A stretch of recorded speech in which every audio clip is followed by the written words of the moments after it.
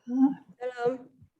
כן, רק רגע, אני פה רוצה לסר. רגע, שנייה. רגע, אני אעשה שנייה, נו.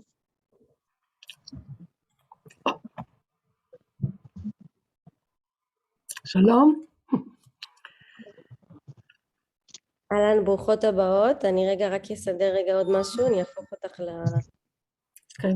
למנהלת, דקה.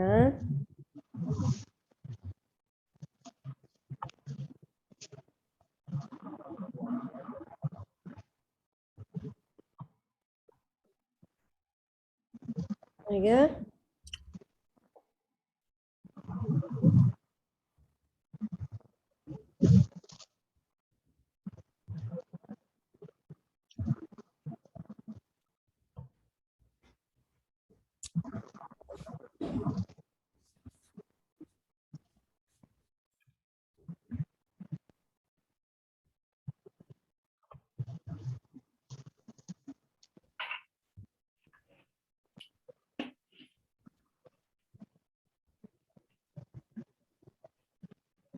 אוקיי, מיכל בסדר? רגע. אוקיי, בסדר. שלום, everybody can see my PowerPoint? No. Now we can. Yes, now we Yes? can. Sort of. Yes, now we can see it. Yes. Oh, very good, very good. So I guess I can start. So You first I can. would like, yeah? I think so. Okay. Anybody supposed to start before me? I don't know. Okay, I guess. Okay, okay. So, hello, I'm Dr. Michal Cohen, and this is my lecture about Grace Aguilar, a Jewish English author who overcame her personal challenges and empowered other women at home and in the synagogue. First, I want to thank the Women's League of Conservative Judaism, Schechter Institute, and the Masorti movement for organizing this study day and for giving me the opportunity to speak and participate. Okay, so who was Grace Aguilar? So she was born in England in the 19th century, but she came from a Portuguese family, and that's why her name was really Grazia. It was anglicized as Grace, and her Hebrew name was Hannah. Now, this is what Michael Galczynski wrote about her in the Jewish Women's Archive. It's an online encyclopedia of Jewish women, and he wrote as follows. When she died in 1847 at the age of 31, Grace Aguilar enjoyed a reputation as a poet, historical romance writer, domestic novelist, Jewish emancipator, religious reformer, educator, social historian, theologian, and liturgist. So this is quite a list. And so let's go over her life. These are some milestones in her life, the challenges and the achievements. And I took them from an article by Asael Abelman, Writing with Grace, which appeared in the magazine Segula, an Israeli magazine of history. It appeared in English in 2012. So Grace Aguilar was born in London in 1816 to descendants of Portuguese conversos, meaning anusim, those Jews who remained Jews at home and practiced Christianity outwardly. And her family was highly situated in the Sephardic community. She was sickly as a child, contracted the measles, and suffered damage to her spine, which led to the paralysis of her muscles and lungs, and eventually to her death at age 31. So she was physically challenged, you can say even disabled, but her mind was just as healthy and sharp as possible. She studied Hebrew, the Bible, and the principles of Judaism with her parents and with tutors. Her parents were knowledgeable and they were well-to-do in order to hire tutors for her. And it's important that her mother was also knowledgeable in Hebrew and Judaism. When she was 12, her father contracted tuberculosis, and the family moved from London to Devon County on the southwest coast of England, apart from a Jewish community.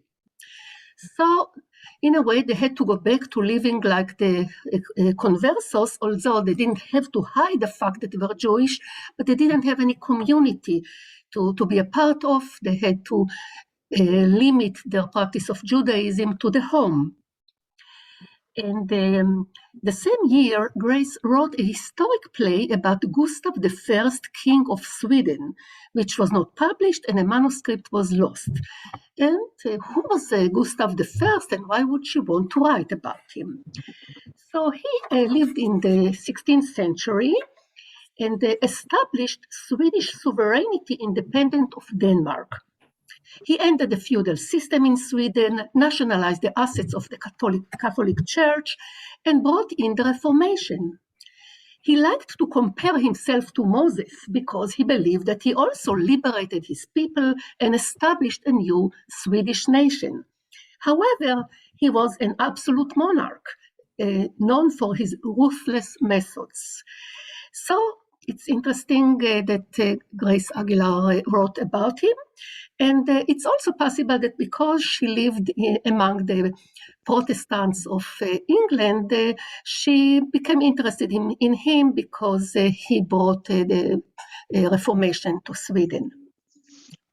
At age 15, Grace began writing the novel The Vale of Cedars as a counter-reaction to Walter Scott's Ivanhoe. The novel was published only after her death. Okay, to remind you, maybe some of you saw the movie adaptation of Ivanhoe starring Elizabeth Taylor, but here is a short synopsis of the plot. Ivanhoe, it takes place in England in the 12th century, and Ivanhoe is a knight who recently returned from the Crusades. Rebecca, a Jewish woman who has knowledge of medicine, saves his life when he is wounded and falls in love with him. When Rebecca is charged with witchcraft, Ivanhoe rescues her and she escapes from England to Spain with her father. Scott originally intended for Ivanhoe and Rebecca to get married, but faced opposition to the idea that an English knight who just returned from the Crusades would want to marry a Jewish woman. The version which was published leaves open the question of whether Rebecca would have married Ivanhoe. And I will speak about it further when I discuss The Vale of Cedars. At age 19, Grace published anonymously a collection of poems titled The Magic Wreath of Hidden Flowers, where each poem was a riddle about a certain flower. Then her two brothers were sent to boarding schools, and she became responsible for supporting the family. Okay, her parents were not well, her father had tuberculosis, and she had, although she wasn't healthy herself, she had to be the breadwinner. So she published poems, stories, and articles in the Jewish and non-Jewish press to support herself and her parents, and up to her death. And she published only in English, but also for non-Jewish audience. Okay. At age 21, she wrote two novels, Home Influences and A Mother's Recompense, which were published after her death.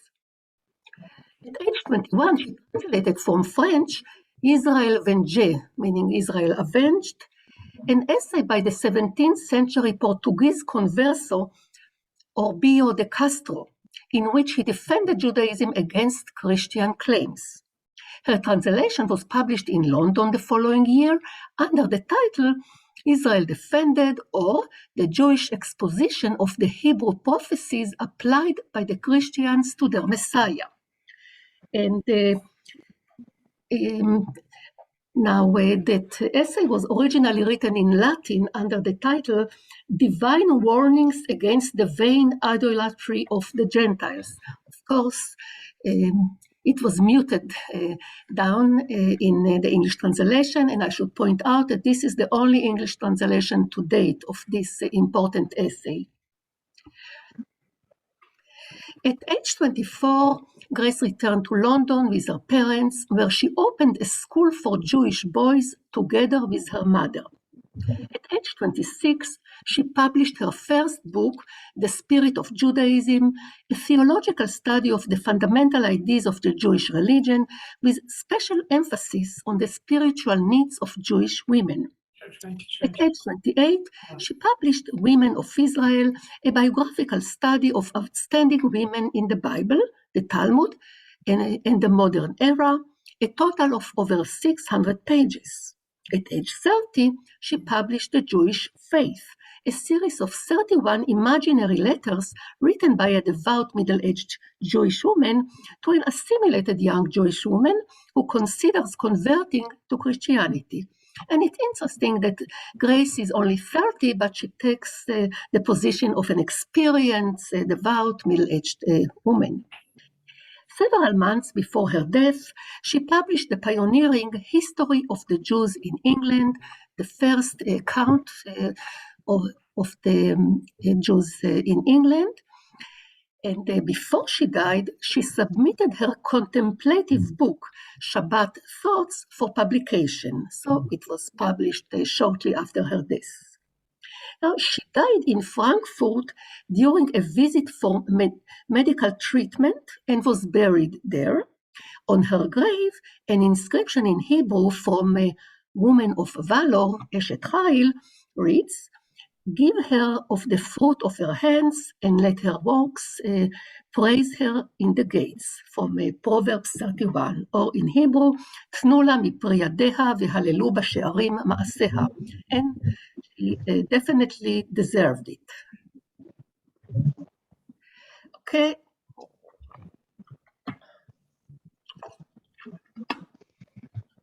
So, as I mentioned, now she opened a school for boys, for Jewish boys, with her mother. And if you wondered what type of school it was, here is an ad that appeared in the paper Voice of Jacob in March 1842. Mrs. and Miss Aguilar's preparatory establishment for young gentlemen from 4 to 10 years of age, number 5 Triangle, Hackney, it's a neighborhood in London, with liberal board and instruction in religion, the English and Hebrew languages, writing, arithmetic, geography, and history. Wow. So it's obvious that it wasn't a Talmud Torah. It was a school which may resemble what we have today for modern Orthodox boys, or even for conservative children in the conservative movement, except that it was limited to boys. And I was asked before why they didn't open a class for girls. It's probably because there weren't enough parents who would want to send their daughters to receive such education, and it was still customary for girls to be tutored at home. So Aguilar had the proficient knowledge of Hebrew, but of course the biblical Hebrew, not modern Hebrew. And this is what she wrote on Hebrew in The Spirit of Judaism. She discusses at length the proclamation of faith, Shema Yisrael Adonai Eloheinu Adonai Echad, and she translates it as "Hear, O Israel, the Lord our God, the Lord is one." But she says it is quite impossible to give the full force of the Hebrew by any English words. She realizes the limitation of English to convey the meaning of Hebrew. And she also demonstrates understanding of Hebrew grammar, because when she discusses the name of God, this is what she writes. It is the name peculiar to the divine essence, signifying he who was, is, and ever will be, meaning hu haya, hu hove, vehu yeh. And She knows the grammar, and she explains comprehending according to most commentators. The preter is an archaic word for past, the past, present, and future tenses of the verb hayo, to exist or be. And then she continued that, okay, we are told first that this divine essence, this ever-existing being, is our God, and then that this divine essence is one, echad. Okay, the original word will allow no second meaning, no complicated signification. It is simply and solely one from yachod, to unite, to be united, to make unite. And she keeps going on and on to use this as an argument against the Christian claim of the Trinity, the claim that God is not one but three. And it's interesting that she goes on to say that one of the arguments of the Christians is that Shema has, because it has three letters, signifies three faces of God. And she says, no, but Shema is just one syllable. Shema, and it also proves that God is one. So she gets into very interesting arguments. And she writes further about the importance of Hebrew and of teaching Hebrew, the role of Hebrew among Jews, and so she writes, okay, the importance of making the Hebrew language familiar to every Hebrew child and not boy. She makes it clear that girls should be taught Hebrew just like she was. Okay? And she says, Hebrew cannot be considered a dead language. The nation to which it originally belonged continues to exist and will exist forever. It is not intended, indeed spoken as it would have been had we remained in our own land, yet it might still continue the link uniting the sons of Israel wherever they may be. Okay? The Jews are dispersed all over the world, but they can still communicate with each other with Hebrew. The sojourners in England, France, Austria, Spain might be enabled to converse or to commune with each other in their own native tongue, and their own native tongue is Hebrew. Though of the language of their respective homes, each might be ignorant. So it's interesting that she also refers to them as sojourners, not as Englishmen, French, German, or Austrian, or Spanish Jews.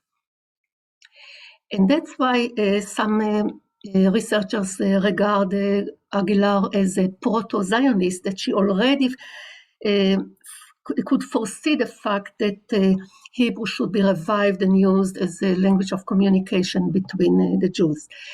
And since she was a Hebrew teacher by herself, this is what she wrote about how to teach Hebrew. Hebrew is scarcely more difficult or complicated than English, but the latter is attained so gradually. We are so prepared for its grammar when we arrived at it, that we are never aware of the difficulties its acquirement presents to a foreigner. And in the same manner, the difficulties of Hebrew would vanish were the child equally prepared to encounter them, and the gradual acquirement of familiar words and sentences in this ancient language would do this far better than charging the memory with portions of prayer, which only succeed in divesting the sacred words from all holiness and cause the prayer book to be regarded as a hated task. And it's quite revolutionary that she goes against that custom, the tradition of teaching the boys in the cheder, starting right away from saying reading the blessings, reading the Chumash, the Torah, teaching them, and rather than simply teaching them the language word by words, by simple sentences, just like English is being taught to small children. Okay, now one of the main themes or issues that Grace dealt with in her writings were the issue of becoming English while remaining Jewish. And this is something which she and her family accomplished by maintaining their Judaism at home and living as Englishmen publicly. And this is what Lindsay Katzir writes about it in her article, Grace Aguilar's Kol Isha, authoring new roles for women in Judaism, an article which appeared only in 2019, quite recently. So she writes, as a result of their dual religious heritage, descendants of the Anusim were better able to retain Jewish languages, learning and customs, while they embraced non-Jewish ideas and practices. Okay? To remind you again, the Anusim are those crypto-Jews or conversos from Spain and Portugal. Sephardi Jews saw the cultivation of Englishness as part of a continuous and evolving Jewish experience. So for Grace Aguilar, it was natural, and her family and the Sephardi community, it was natural to embrace loyalty to England while maintaining a Jewish identity at home. Okay. And now we go to her most famous novel, The Veil of Cedars, where she grapples with this topic of becoming English and remaining Jewish. Now, The Veil of Cedars was published after her death. Here it appeared first in New York in 1851, and soon after also in England. And it takes place actually in Spain in the early 15th century. And it tells the story of a group of crypto-Jews, conversos, who finds a hidden valley where they go to several times a year to celebrate the Jewish festivals, and especially the festival of Sukkot, where they can build a small Sukkot, something that they couldn't do at home. And they also have a cemetery there. And the heroine is one of them, a young woman named Marie. Her name is actually Miriam, but outwardly she lives as a Christian, and her name is Marie. The hero is actually an Englishman.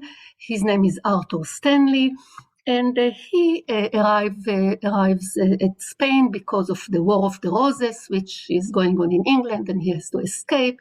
He arrives to Spain as a refugee, and he joins, is welcomed by the Spanish court. He joins the Spanish army, and he meets Marie, and he falls in love with her, and she also falls in love with him, but she cannot tell him, she cannot explain to him why she cannot marry him.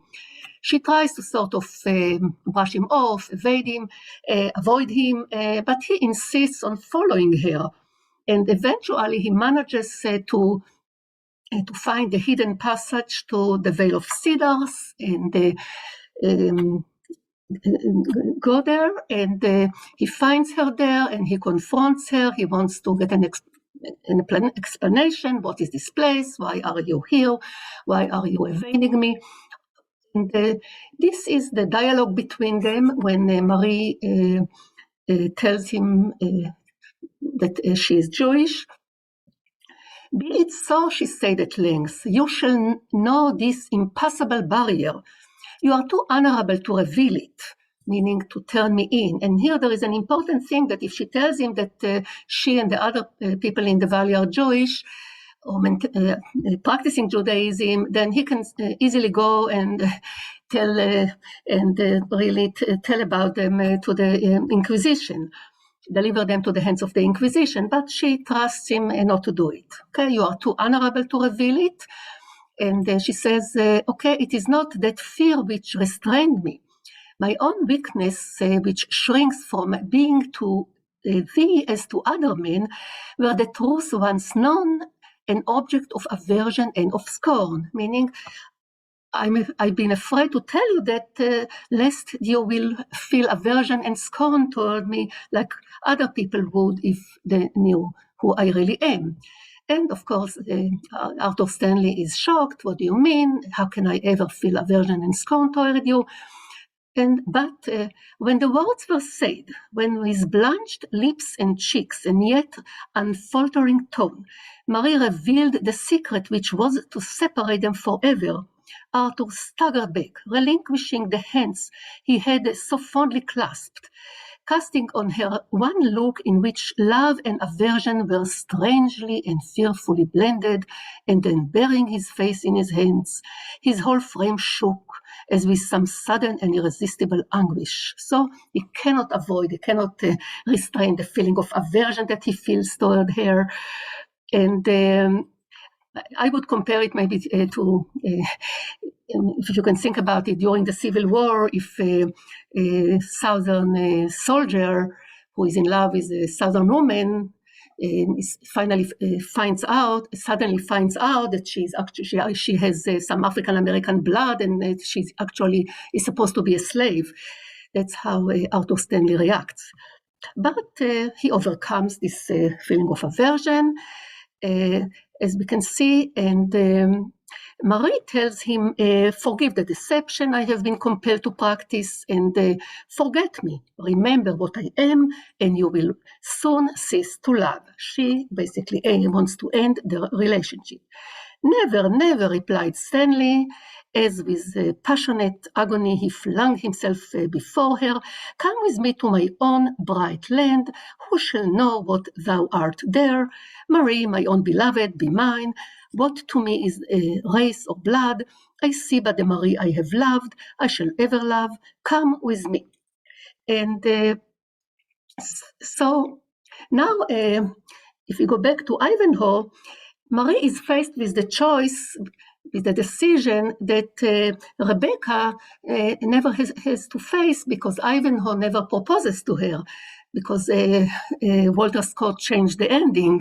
But it's interesting, I mean, we don't know what would have happened if Rebecca had to face it, and Grace Aguilar wants to make it clear that Marie would not marry Arthur.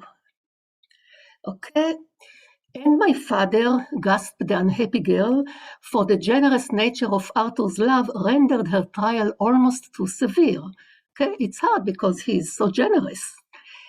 Will thou protect him too? Will thou for my sake forget what he is and be to him a son? He turned from her with a stifled groan. Thou canst not, I know it. Oh, bless thee for thy generous love, but tempt me no more, Arthur. It cannot be. I dare not be thy bride. But Arthur doesn't accept it, okay? And yet thou speakest of love, 'tis false, thou cannot love me. And Stanley sprang to his feet, disappointed, okay? And that's what he says, I would forget, trample on, annihilate the prejudices of a life, unite the pure blood of Stanley with the darkened torrent running through thy veins, forget thy race, descent, all but thine own sweet self.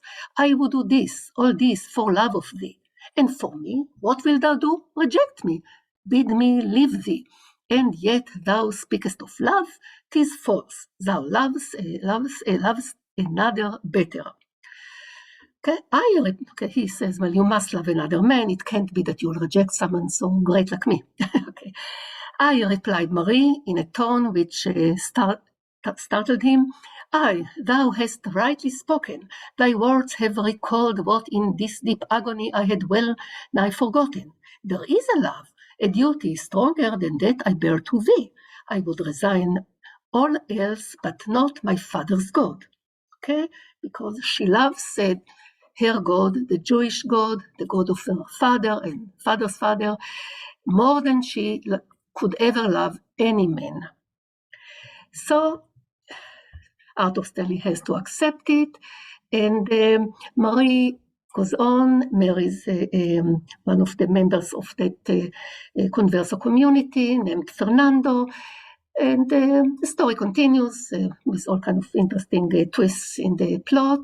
Arthur remains loyal. He doesn't really delivers the Converso community to the hands of the Inquisition.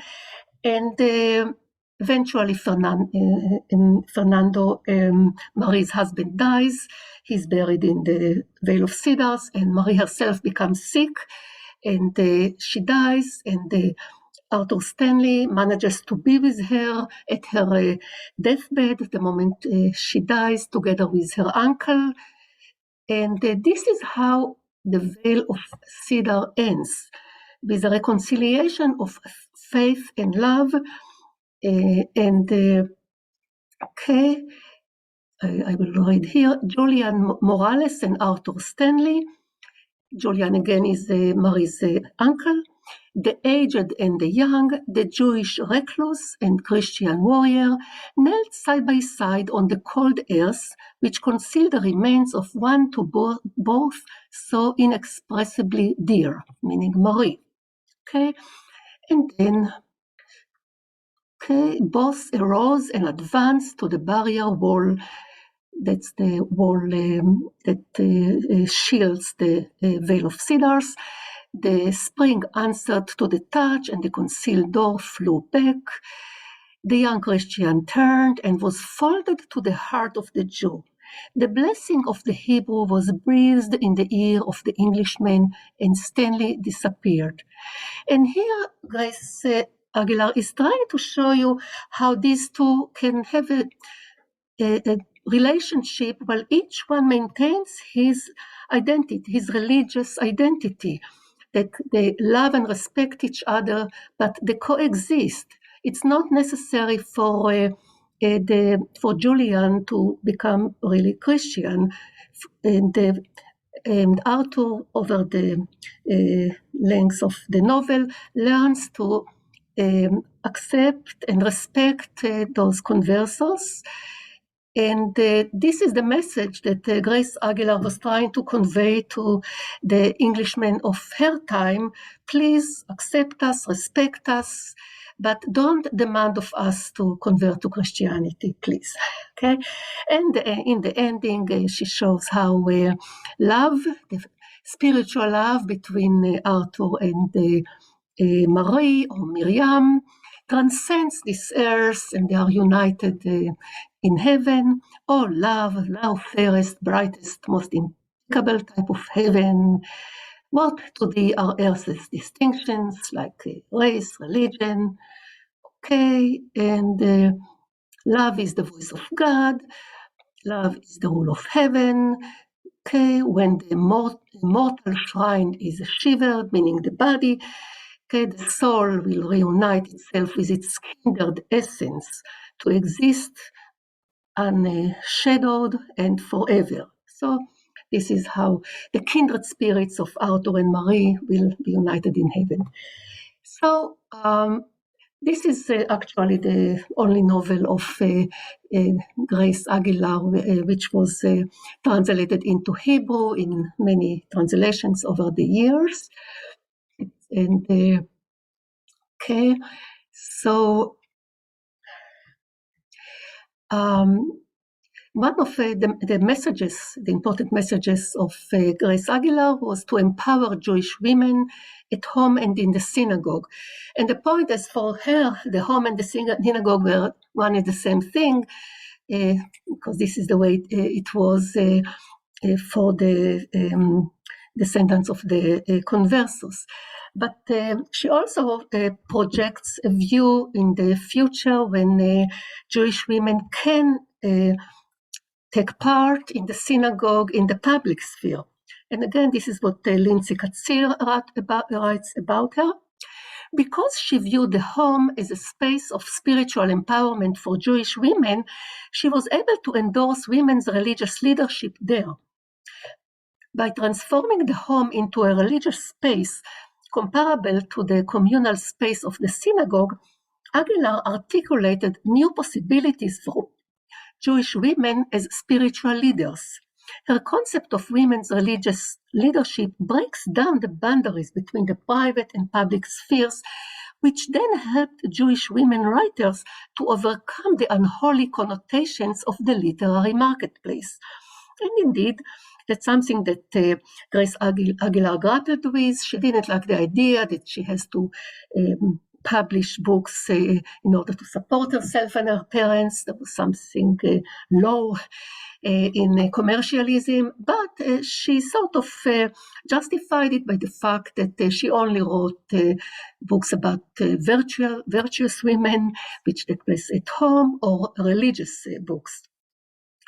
And Lindsay Katzir continues, defending Judaism against charges that it treats women as inferior to men, Aguilar argued that patriarchal customs are the remnants of oppression, not the ordinances of the religion.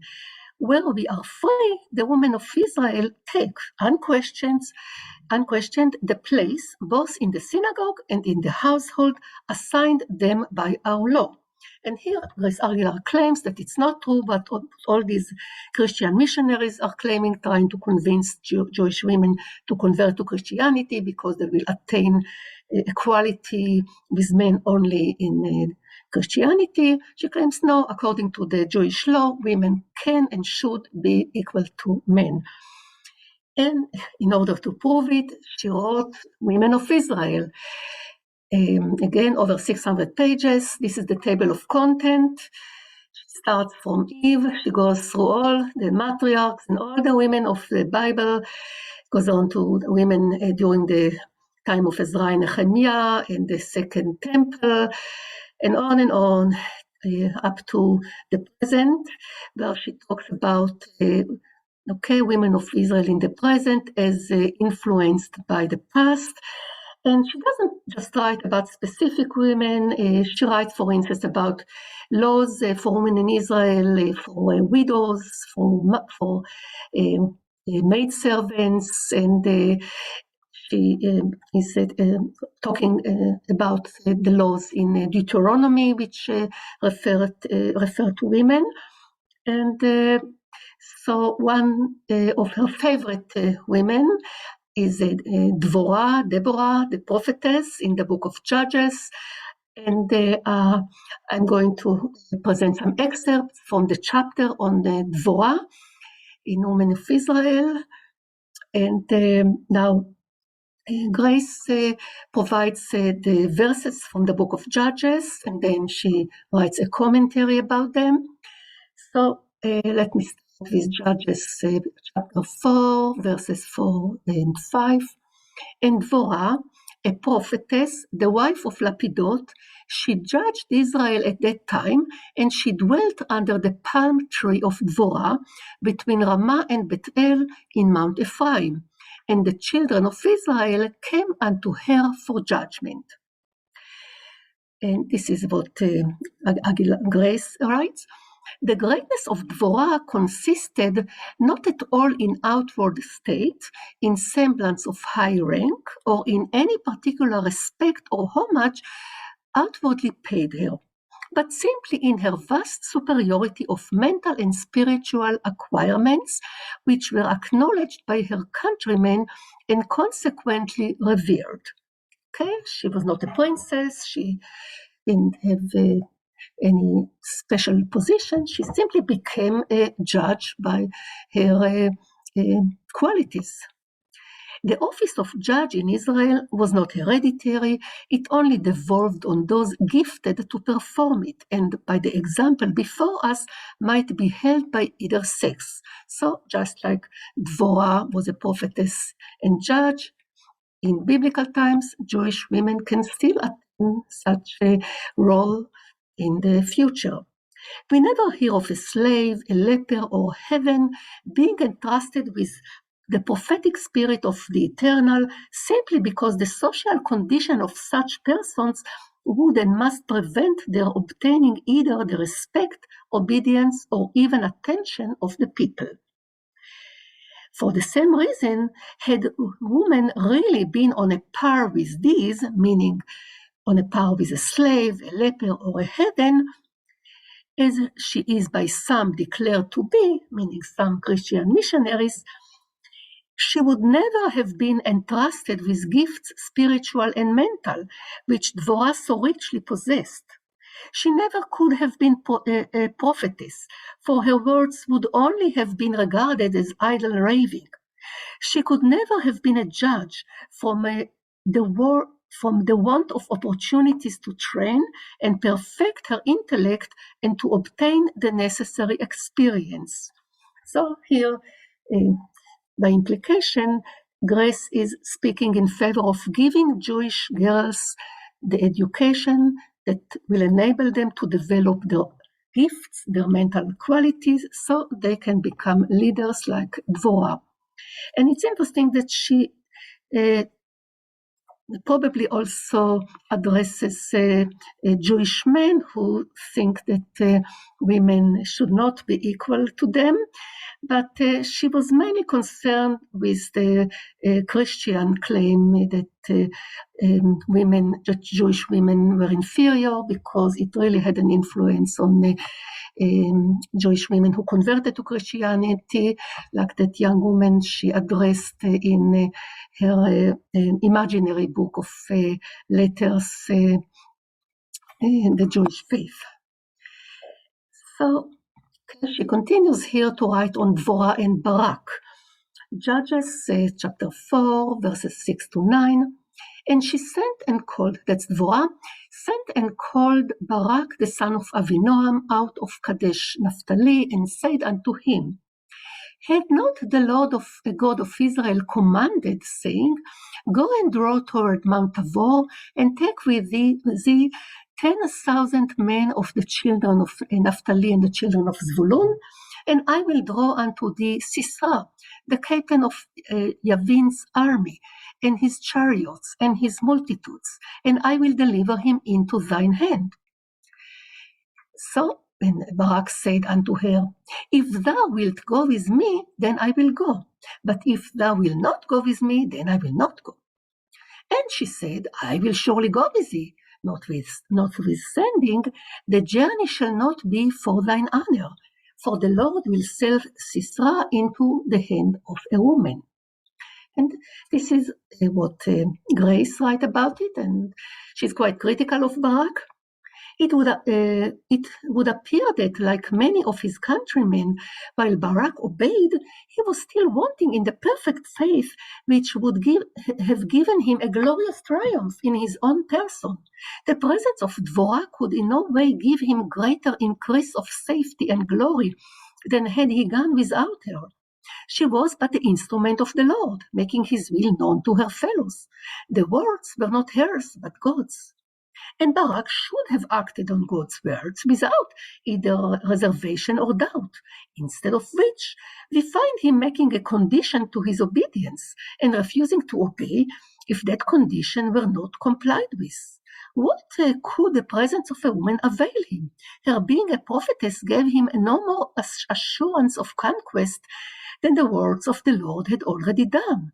And because he trusted more in the woman than in her God, the journey would not be to his honor. A woman's hand would accomplish that complete downfall of Sisera, which would otherwise have accrued to his individual glory.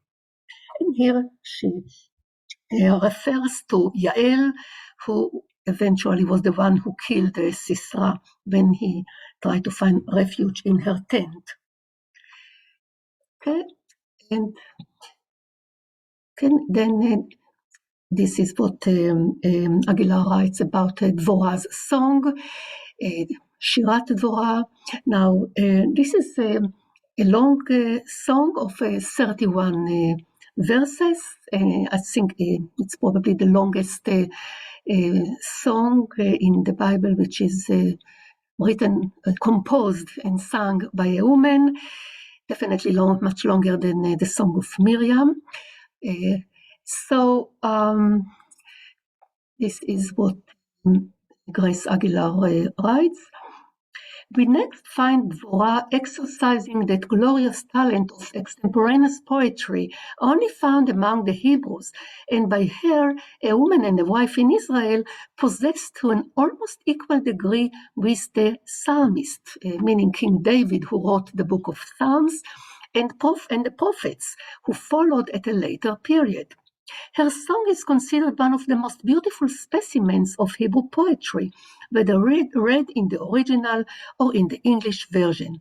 We find her taking no glory whatever to herself, but calling upon the princes and governors and people of Israel to join with her in blessing the Lord for the avenging of Israel. And here I take an issue with Grace Aguilar, because I think that here I highlight what Dvorah is saying. In the days of Yael, the highways were unoccupied and the travelers walked through byways. The inhabitants of the villages ceased in Israel, until that I, Dvorah, arose, and a mother in Israel. She definitely takes pride in her accomplishment. And the people answer to her in a chorus, awake, awake, Dvorah, awake, awake, utter a song.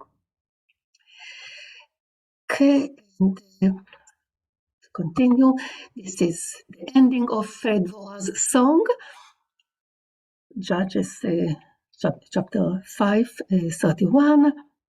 So let thine enemies perish, O Lord, and let them that love him be as the sun when he goes forth in his might. And the land had rest 40 years. And the land had rest 40 years, we are told, at the conclusion of Dvorah's song. This is Grace Aguilar.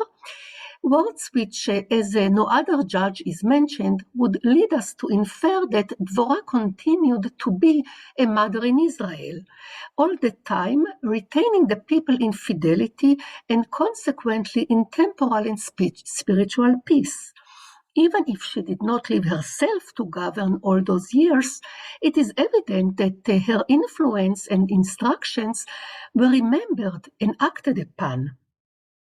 The land was at peace. The power of prophecy and foresight in military matters was no longer needed, and Dvorah resumed her personally humble station, evidently without any ambitious wish or attempt to elevate her rank or prospects. It was enough that she was useful to her countrymen, that she was a lowly instrument in the Eternal's hand to work them good. So this is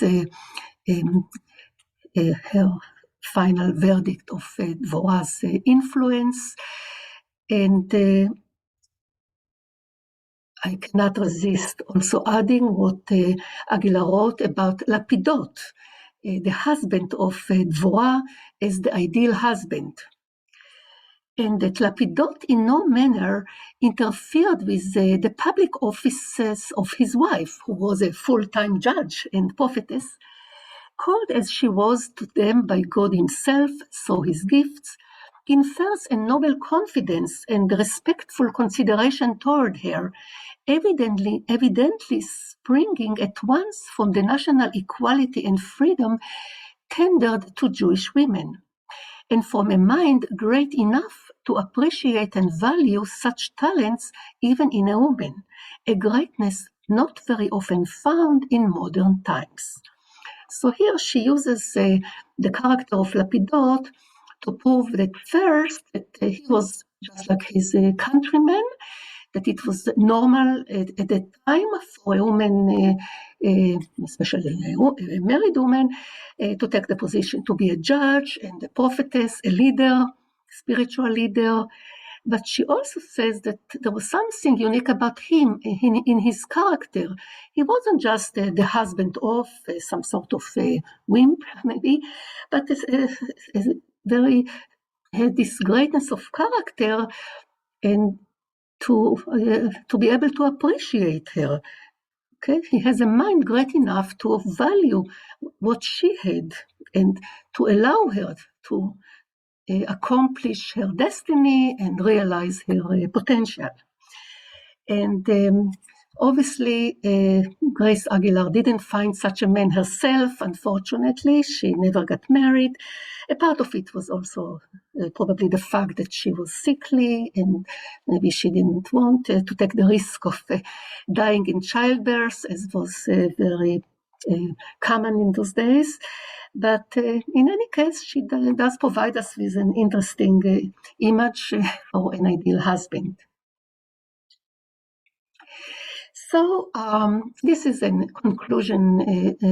concluding evaluation of Grace Aguilar. To conclude my talk, it appears in the Jewish Virtual Library. And then the man who wrote it is Michael Galchinsky, whom I quoted in the beginning, who wrote the entry on Grace Aguilar in the Jewish Women's online encyclopedia. So it's מיכל, יש important. לנו רק עוד 10 דקות, בסדר? כן, כן, זהו, לכן זה הסוף. Michael Galchinsky is a professor of 19th century British literature and of Jewish studies at Georgia State University, and that's why it's really important that he brings together two perspectives. And this is what he writes. Victorian Jewish women were the first Jewish women anywhere in the world to begin publishing books in a thoroughgoing way. Grace Aguilar, by far the most prominent spokesperson for English Jews during the period, attempted to strike bargains, both with Christians and with Jewish men. If Christians would tolerate Jews, Aguilar agreed that Jews would keep their different practices within the domestic sphere. Similarly, if Jewish men would provide women in the community with the education to training children in the home. Aguilar's bargains, articulated in romances, domestic fictions, and midrashim, enabled her to break centuries-old exemptions on women's participating in the intellectual life of the Jewish community, and enabled her to create a new Jewish novelistic tradition from scratch. Okay, so this is it, and thank you, and I can now answer questions. Anybody has any questions? Okay. Okay. Oh, yes, I see Lynn Shapiro. Can you let her speak, or do I have to do it, or you can do it? Okay, Sure. Okay. Hi. This is really interesting because my mother is from England, and I look English, and then other people say I don't look Jewish because I'm not from. And my mother, and they say you must be a convert because Jews were thrown out of England, and there's not much of a Jewish community in England. And my mother did convert. She was a World War II bride, and she converted, but she was in an Orthodox community, working in an Orthodox community in Lancashire when she did. And so, but I was wondering, I went to Reform synagogues, not liberal synagogues, when I was in England, in Blackpool, Manchester, and the West London synagogue. And the Reform movement that allowed women, there's quite a few women rabbis in the Reform movement in England.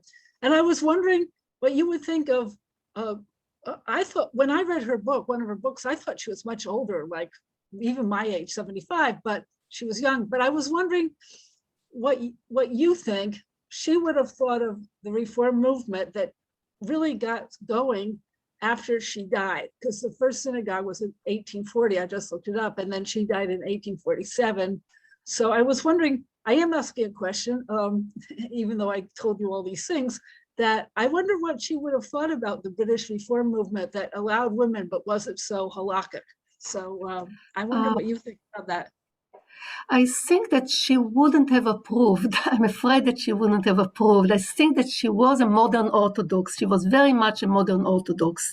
She was very strict about observing the halakha, about really following the halakha, but she thought that women could participate in it. And I see that somebody actually wrote in the chat, what kind of oppression was she talking about when explaining that women can have equal status? She was talking about the fact that girls were not taught as much as boys, like she was. She was unusual, and that they were not knowledgeable, they were not allowed to take part in the service, to lead the service, to study the Torah, maybe to do the Aliyah. I think that she would have accepted the conservative movement, I think, but the reform would be a little too much, I think, for her. And I want also to say that she corresponded a lot with an American woman, her name was Miriam Cohen, who was the niece of Rebecca Hertz. Rebecca Hertz was I think, lived a little earlier. And the correspondence concerned opening Jewish schools, Jewish day schools, so to speak, in the United States. And it seemed that Grace Aguilar had ideas about how to open such schools, and also for girls. It was clear that such schools would allow girls, except maybe not be co-ed schools. But it seems that her ideas were really welcomed more in the United States than in England, and that's why, for instance, her first book, the Spirit of Judaism, was first published in the US, and once it became popular in the English-speaking world, then in England they said, okay, we'll publish it here too, because the Jewish publishers in England were not thrilled about the publisher. They thought she was too revolutionary. The same with The Veil of Cedars. It was first published in the US, although maybe the Jewish publishers were afraid of offending the English audience.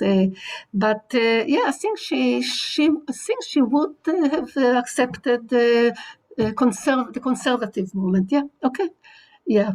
Michal? Oh. Yeah. Yeah. Yeah. You made the point of that she and her mother opened the school for boys. It just wasn't done. There were no schools for Jewish girls at that time in England. Yeah. Just were not taught in schools. It's just girls were taught at home. I mean, if their parents could afford to have a tutor. I mean, it just wasn't considered important enough. And I see another question. Her writing is very melodramatic in style, almost gothic. What did contemporary critics think of her work?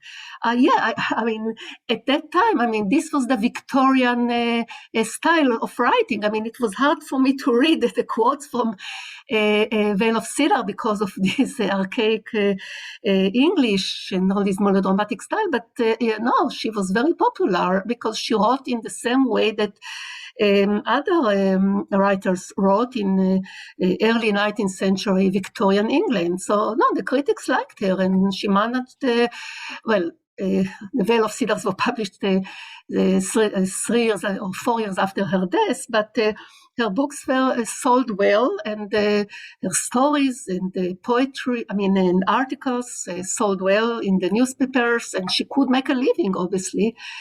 So and today she is really a part and parcel from Victorian literature. There is a lot written about her by non-Jewish scholars, by Victorian literature scholars. Okay. Okay, anybody else? I wanted to say, can you hear me? Yeah. I wanted to say that I thought it was interesting that she felt she had to defend the position of women in Judaism. I felt like she was anticipating George Eliot and Daniel Deronda. In Daniel Deronda, we have Daniel Deronda's mother explaining how she abhorred the role of women in Judaism. And I thought George Eliot was being very forward-thinking, but here we have Grace Aguilar 40 years earlier or more, already understanding that the place of women was a thorn in the side in Western culture. Yes. And how we think of the role of women in Judaism as being a 20th century feminist issue. How much of it was it a 19th century issue? Well, I think that she sort of tried not to be too feminist, too revolutionary. I mean, she basically saw that women should get married and stay home and practice Judaism at home and take an important role in the education of their children. But she sort of could foresee that in the future women could take a greater part. And don't forget that she died when she was 31. I mean, we don't know what would have happened had she lived longer. I mean, she would have accomplished a lot more. And so it's hard to say, but somebody's asking if her book about women in the Bible is still read and studied. Well, it is read and studied by scholars. I mean, it's hard. It's somewhat archaic English. Yes, and I can say that in the late 20th century, the beginning, in this 21st century, there is more and more interest in her because of feminism, because scholars are are realizing that her breakthrough as far as Jewish feminism is concerned. But before that, she was regarded as another Victorian writer of Jewish perspective, but not so much as a feminist, because she was not combative or subversive or anything. Okay, so although we don't know what would have happened, like if she wrote later in her life, yeah, if she were to write later, yeah, okay, when she was older. Okay. Can I just go back to something that Lynn said? She Yeah. talked about going to the Reform synagogue in England. Reform synagogue in Great Britain is like conservative in America. It's not like Reform in America. So that you mentioned that she wouldn't have liked Reform, but in actual fact, British Reform is very much like American conservative. Okay, so that's good to know. Okay. Yes, I think. Yes, and I want to say also that they are starting to discover her in Israel now, and only The Veil of Cedars was translated into Hebrew and maybe a couple of short stories, but really her books are not available in Hebrew, and I hope they will eventually. So, okay, so thank you very much, and I invite you to find her books and read them in English. They are available in our libraries and even on Amazon. Okay. Thank you, Michal. Oh, Thank you very much. Thank you. Bye-bye. Yeah. Okay. אני חושבת שאנחנו נשארות באותו חדר. Thank you very much. Thank you. תודה. שבוע טוב. Thank you so much. שבוע טוב. תודה רבה. שבוע טוב. שבוע טוב. Thank you very much. Oh, you're welcome. Okay. Thank you, Michal. It was very nice to, for the first time, I hear your lecture, part of your lecture. And I just want to remind everyone, please, to now go back to the page and go down the list for the second round to find your class. Okay. And thank you again, Dr. Cohen. Yes. Okay. Okay, so I will leave and come back in. Okay. All right. Yeah.